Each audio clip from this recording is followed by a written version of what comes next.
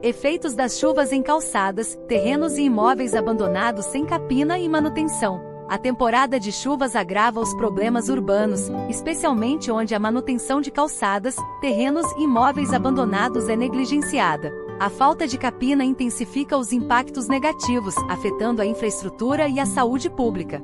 Calçadas. Desgaste e danos. Vegetação descontrolada danifica o pavimento, gerando rachaduras e buracos que dificultam a mobilidade.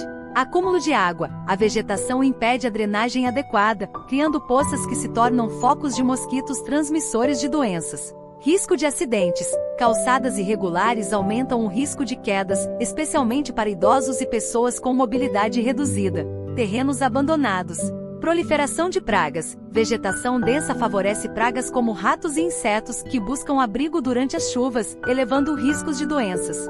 Risco de incêndio. Após o período de chuvas, a vegetação seca pode pegar fogo facilmente, ameaçando áreas vizinhas. Inundações. A falta de capina compromete a absorção do solo, contribuindo para enchentes e inundações urbanas. Imóveis abandonados.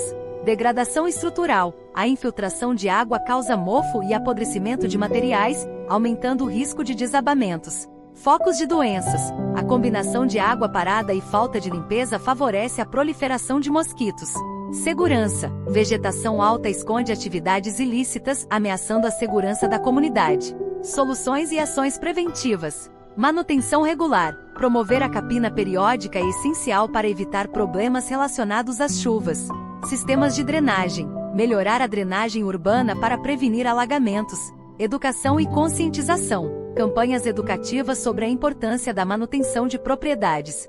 Fiscalização e legislação. Implementar leis que obriguem a limpeza de terrenos e imóveis com fiscalização efetiva. A gestão dessas áreas é crucial para mitigar os efeitos negativos das chuvas, garantindo segurança e bem-estar.